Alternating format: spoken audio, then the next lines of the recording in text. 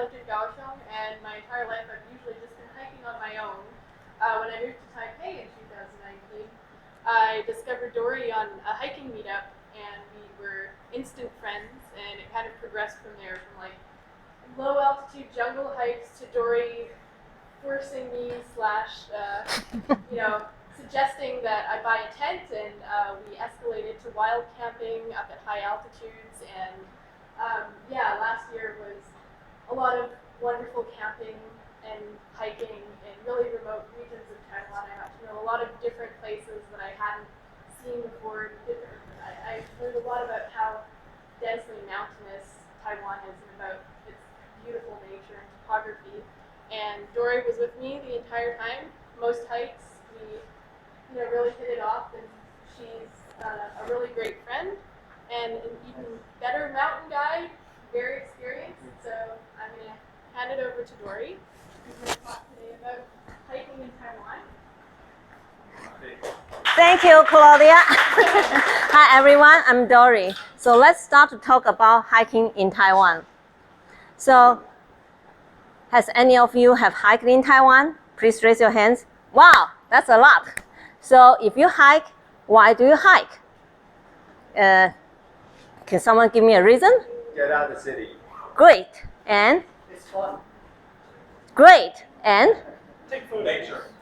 Yeah. So there are a lot of reasons.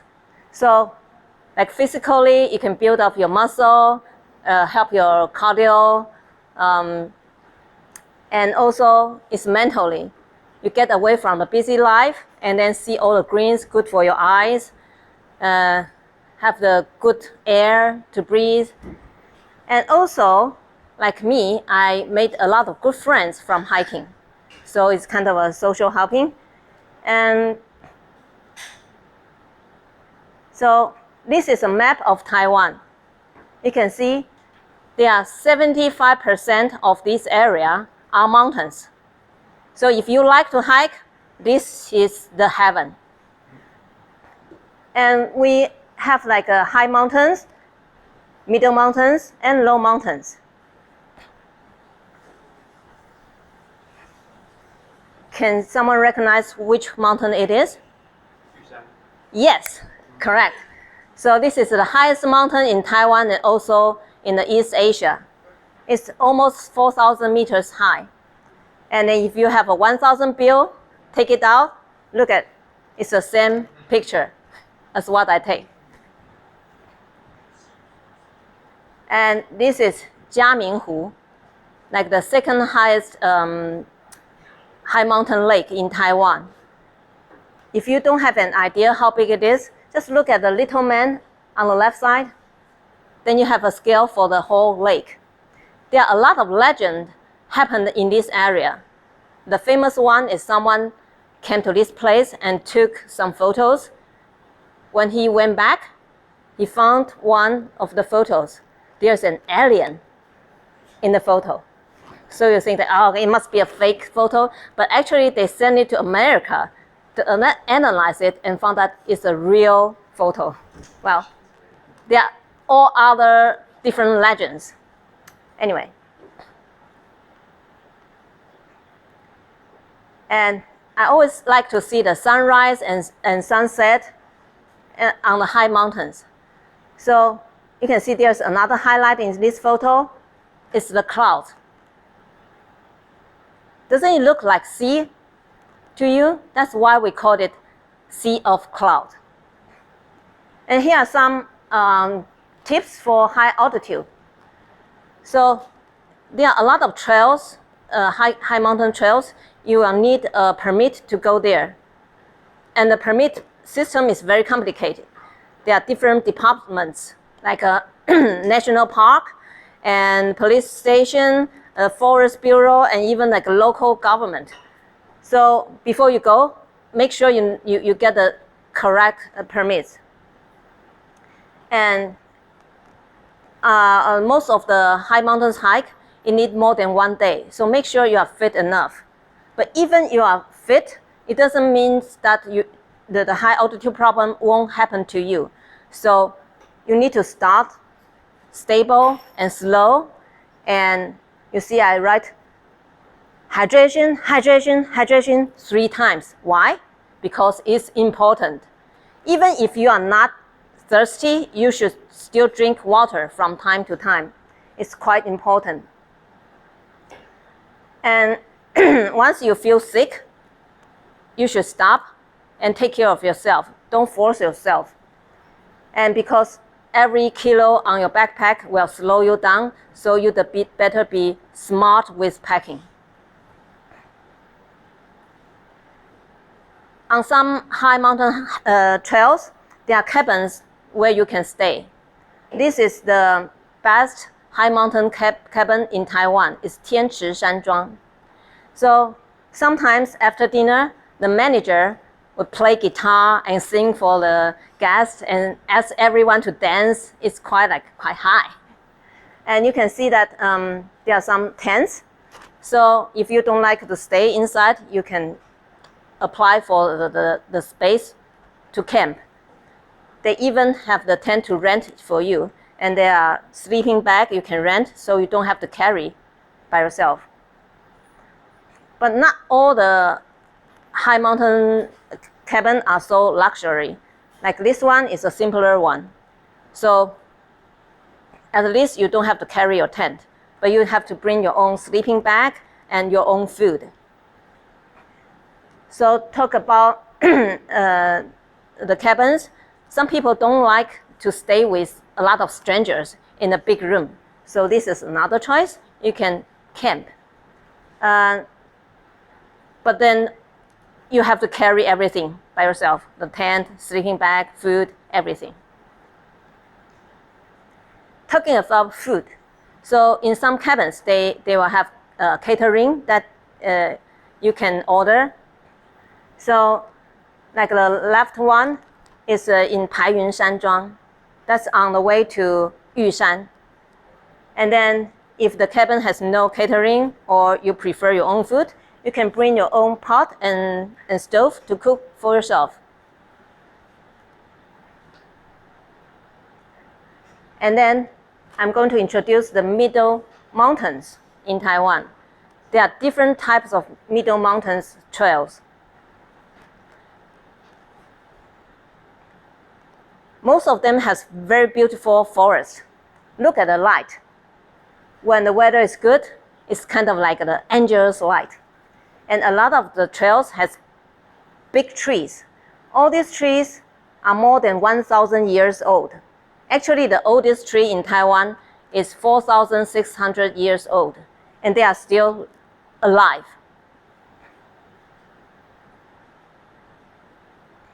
This is a special trail.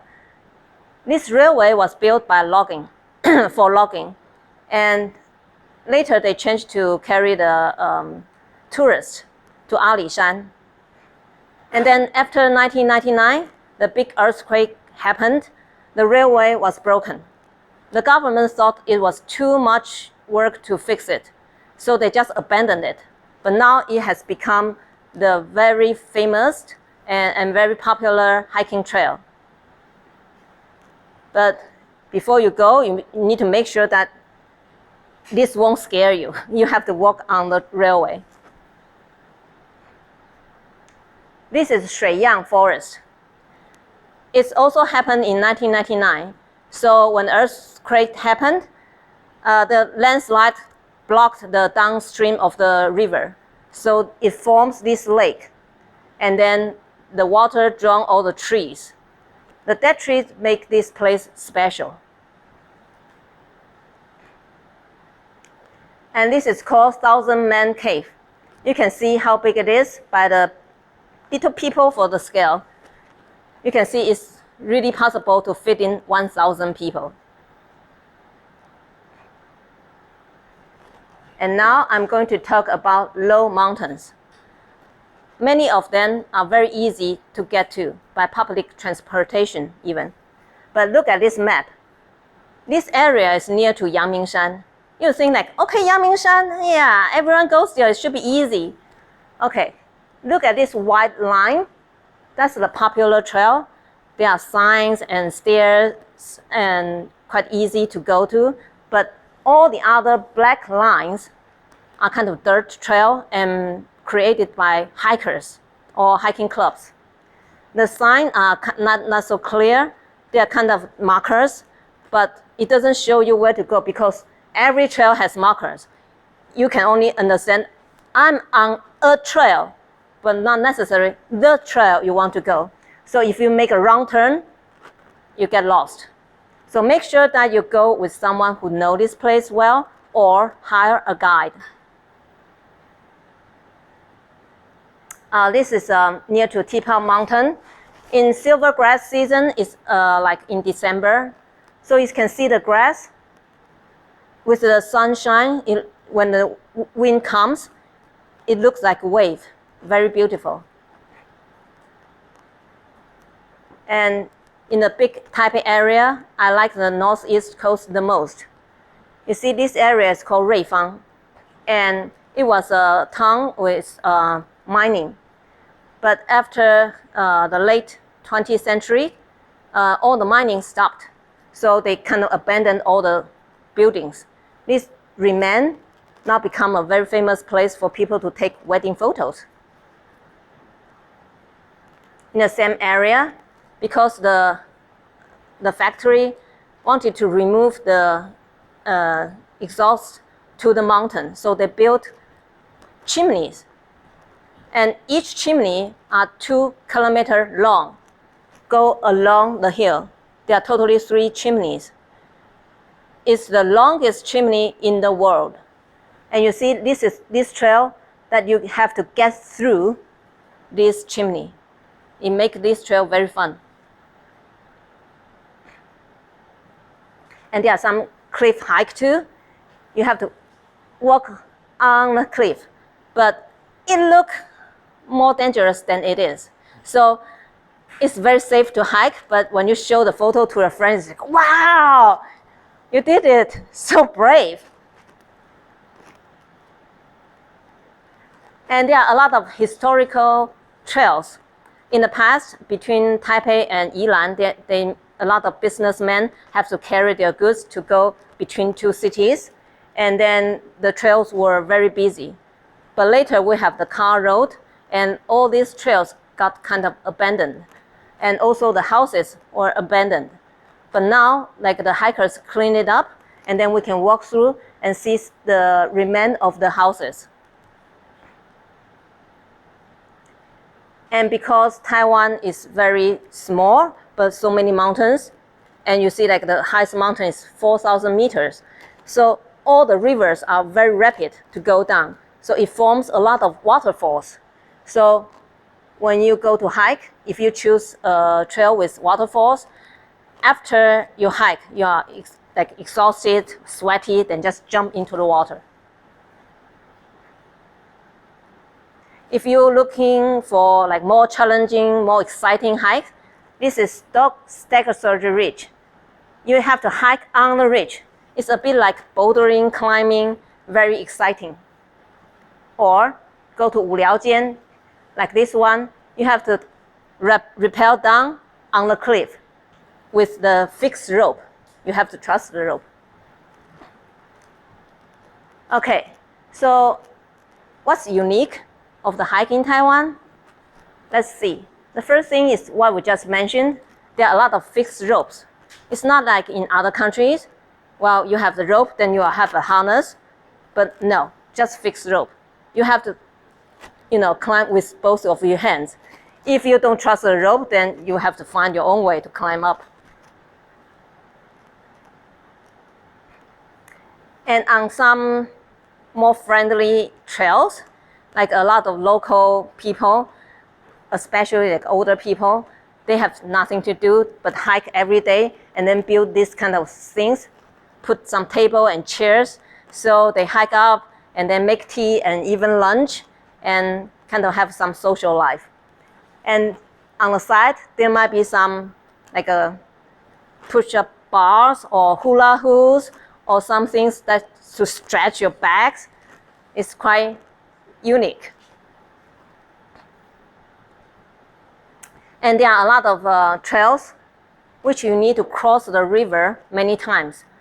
So that's why you can see a lot of Taiwanese hikers like to wear rain boots.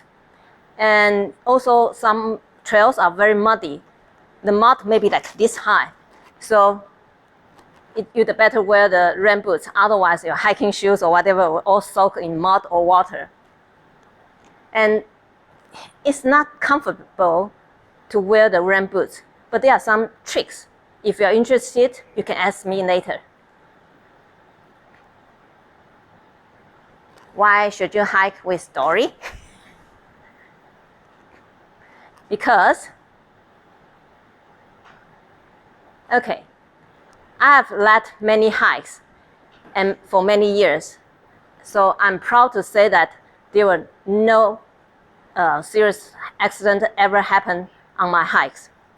And because I'm a local Taiwanese, I know a lot of stories about the trail or about the area which I can tell you. And of course, I won't take you to the very dangerous place unless you ask for it. As I said, the permit is very complicated to apply. So if you want to get away from busy life and to hike to clear your mind, why do we worry about all the details? So I'll take care of all the organizations for you. Thank you for your listening. So this is my website. Welcome to follow me. And Claudia helped me about this presentation a lot. So this is her company for marketing. You can follow her. And I took a lot of photos from Helena.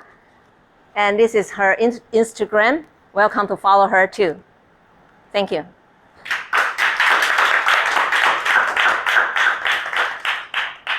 Questions? Yes, please. Dory, what's your favorite hike? My favorite kite for high mountain or middle mountain or low mountain? Yes. Well, I would say like some people say there are 3 types of fun. Type 1, it's beautiful, very fun. I have such a good time. After 1 year, you forget about everything. The type 2, it's so difficult. When you were there, you're kind of like, oh, I wish I weren't here. Why did I come? What is this for? And I suffer so much.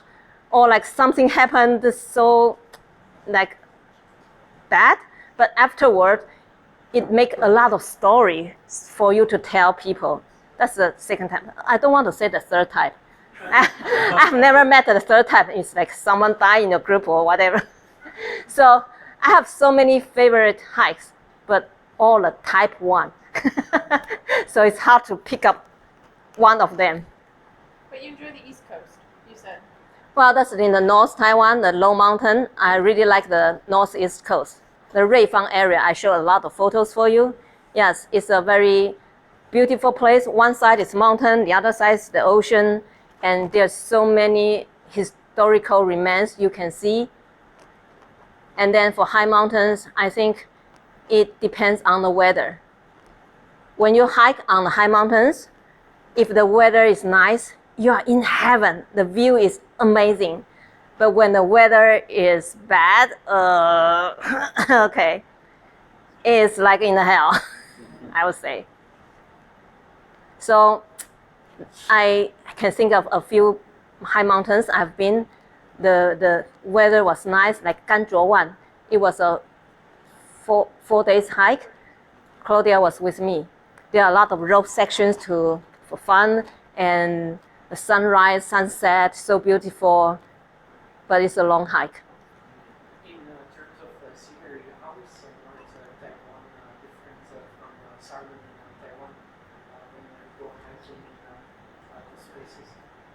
How is northern Taiwan different from southern Taiwan in terms of hiking spaces? Oh, so like for high mountains, most of them are in the middle of Taiwan. Like you can see like the map in the middle, it's like a spine.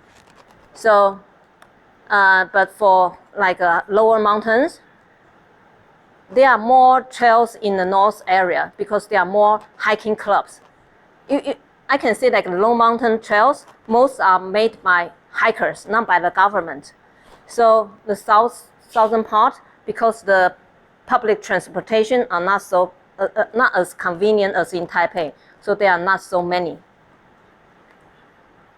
And what other question? Yes? So how much of an issue is altitude sickness in doing these hikes? Because, Friday you might be in Taipei, which is sea level, and you want to do like Yushan, so you drive halfway across in, you're probably already at 2,000 meters. Yeah. Hike in 4,000. So you don't have much time to acclimatize. Yes, so normally we will suggest people to stay like first night at around like 2,000 meters, and the second day maybe you hike for like 500 to 1,000 meters.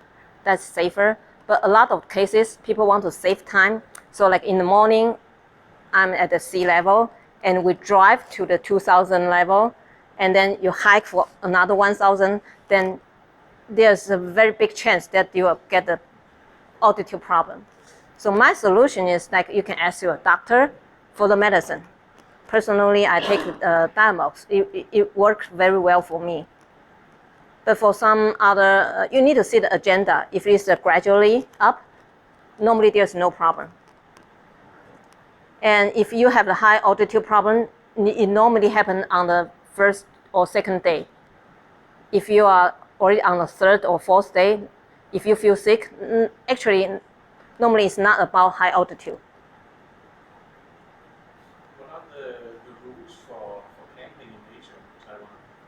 Well, it's not so easy. For like high mountains, there are some like ridge hikes that you need to have a permit. Yeah. Then you can go to these mountains. Then you can camp anywhere you like on the way. Oh, no.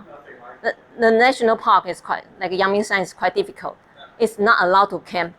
But there are some public camping site or like a private, they will charge you for the campsite. You have to pay.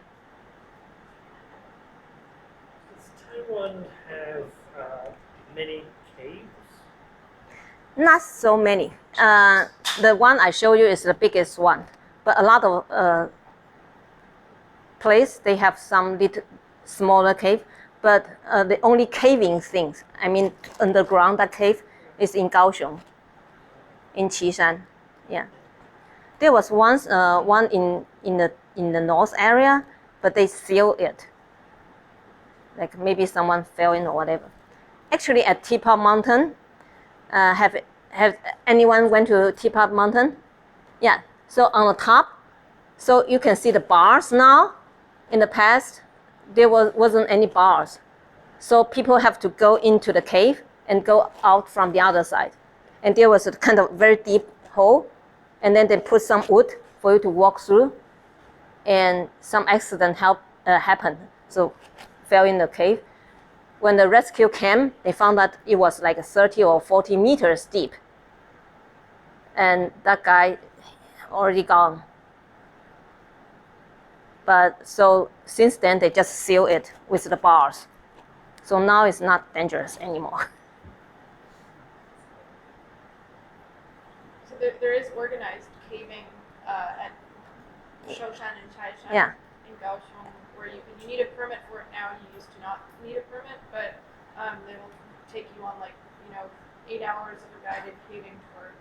I haven't done it, but I've heard from people that it's quite fun, so it's definitely worth it. Yeah. Did you happen to see any animals on the way? So what are they? Oh, Wild animals. I have seen like a, how do you call it? Wild pig? Yeah, wild boar. Boar, yeah. And like a muntjac. Muntjac deer. Yeah, some people call it like barking deer, and a lot of monkeys. And on some trails, you need to be careful of the monkeys. They'll steal your food.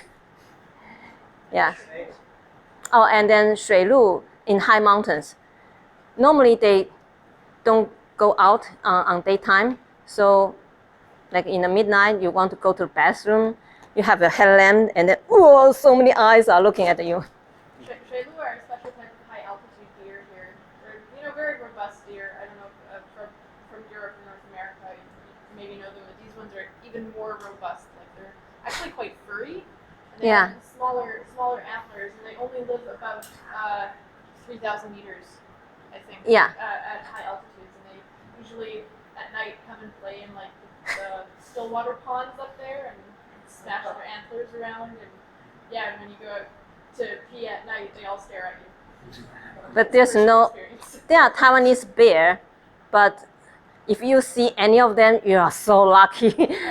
So, not big, dangerous animal in Taiwan that you need to worry about. What about small dangerous? Yes, I mentioned the insects. Yeah, a lot of people hate the leech. Well, Wait, disclaimer, do you really want to know about all yeah. these? I've never heard that any leech will carry any disease in Taiwan, but they just suck your blood.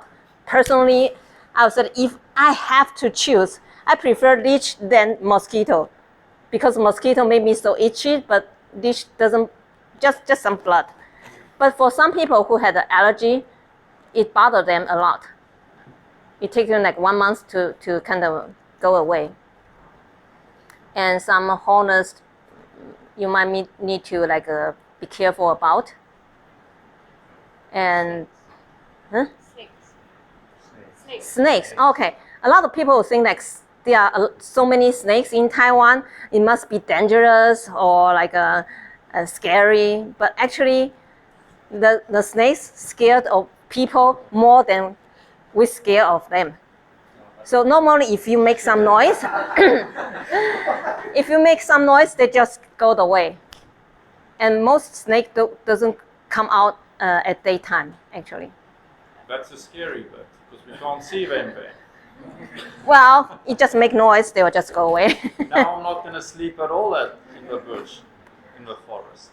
Okay, if you're in your tent, you get zipped up. Should be fine. Should be. Can't guarantee you. Yeah. Don't make lots of noise while you sleep. Unless you're South African. I think it's a bit strange. Like now, no one do it now, but in the past, they used to put the 石灰. How do you say 石灰? That kind of Like uh, the black stuff, right? the white thing. Oh, chalk. Oh, is it sulfur? No. Chalk. Chalk. Yeah, maybe chalk. Yeah, so it's like put around the tent, so the snake won't come near to you. Oh, that's cool. And sorry, you have. Earlier in the presentation, you said some people actually swim in the rivers. Yeah. Aren't rivers usually full of leeches as well? Normally the leech is in the grass, not in the water. Right. Yeah. And I personally do river trails in summer, so I get into the water, and I seldom found any leech. So Yeah. leeches don't usually live in running water. They can survive in water, but they're not usually in rivers that have a strong current. They're usually in kind of swampy areas. If you go hiking in Wulai and stuff like that. Yeah, when the trail is very narrow and the kind of the grass will kind of come near to your legs, that's how they jump on your legs. Yeah. In running water, I haven't had a leech once while river tracing. River tracing is very refreshing. Great sport. You should try it. When I hike in the Philippines, the leech would jump from the tree, so it gets to your eyeballs or face. Nice. But in Taiwan, I've never seen that. They are always on the grass, so you only need to worry maybe you. That's also one of the reasons that the Taiwanese hikers like to wear rain boots, because to protect your calf. Okay, two questions in one. Emergency services, how well are the counties equipped for emergency rescues? And if you have an emergency, how do you contact them? Well, for cell phone, the best way is to dial 112. So no matter which telephone company you have, they all accept they'll send the message out. And I have to say that, huh? You have to have network coverage for that. Yeah, you need a network, but they- even some weak signals, you can still make But the they call. can track your signal from where you're phoning from. Normally, you have to tell them where you are. Okay? Yeah. So for some apps, if you hike alone or like not so experienced, you'd better have like your app where to show your GPS place, so you can tell them the GPS coordination, so they can find you quickly. Otherwise, you need to know like which peak you are, or like in some more popular trails, they have the signs. Like a Huangdidian, they have the signs like 1 and 2 and 3 have the signs, so you can just tell them I'm between 2 and 3. Then they know where you are. They'll have markers called network signal markers or point of network connectivity. They're usually like some sort of neon color with reflectors on it so that you can also see them at night.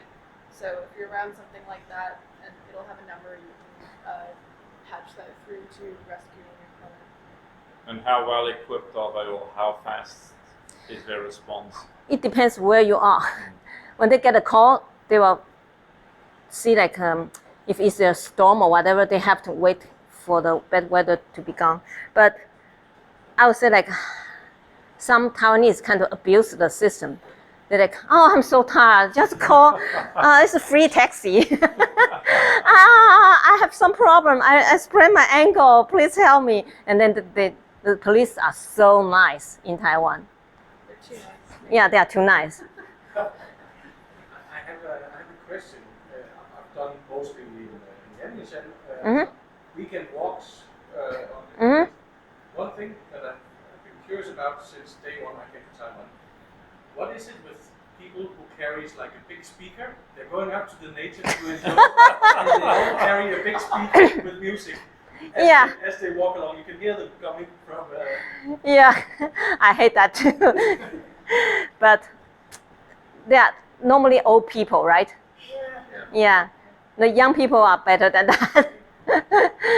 And sometimes I'll tell them like, can you next time bring the earphone to listen by yourself? But very kind to share. But like in those like rest stop I just show you, some even have a karaoke there. Yeah. So a lot of the old people here, hiking is like one of their only hobbies, and they've been doing it for like years and years and years. So for them, it's like a walk in the park, and they'll listen to a podcast, and here the culture of listening to anything with headphones is just kind of non-existent. Like even in the MRT and stuff, or in public places, you have kids like playing video games and stuff, and they'll be super loud. So these older people thinking like, why can't I listen to my Chinese opera or my news out loud? And I guess if you're fast enough, you can pass them faster. I run out of air, and then I have to wait until they pass me. Exactly. Like, you wait on the rope, and then you... It's sort of a race that goes on forever. Better to let them pass first. Yeah. It's a race to see whether battery dies. but luckily I seldom see any smokers in the mountain. Actually, when I tried to hike like maybe 30, 40 years ago, there were very little trails like the Yangmingshan area, whatever, built by the government. But at that time, the economic in Taiwan got better and better, and also especially for the public servants or like teachers, they can retire when they are 50. So it's quite early, so they're still healthy, and at that time they have some money, so they started to hike. And then like some hiking clubs, they will kind of go to make the new trails. And like the map you just saw, it's a like open street map, like a database. Like many apps use the same database. So if you walk there, you can upload your track so other people can see that trail. But they built the new trail so fast that I often hike and found like, this quite new big trail, and then how come this is not on my map? But also some trails are old, like not so popular, and after 1 year no one hike there, you'll just get so overgrown. So don't just look at the map and say, okay, I make a plan, just go and then when you go there, it's like, where's that trail? Oh, I see a tag on the tree. But after 2 or 3 steps, nothing. to continue. Yeah, and there's landslide happens so often, so sometimes the trails will be gone, and sometimes the hiker just make a new trail to go over it. So it changes all the time. If anyone has any other questions for Dory, you can ask her afterwards. Okay. Sure. Andrew, do you have any Alrighty, other- yeah. Thank you so much, Dory. That was super. Oh wait, one last thing. Wait, no, but where can people get hold of you? Or did you? Oh, Yeah. That's the Okay, top one got is it, my. sorry, I couldn't see them. Or if someone needs thank some you so business card, you can ask for me. Yeah. Thank you so much, Dory. Really appreciate it. Thank you.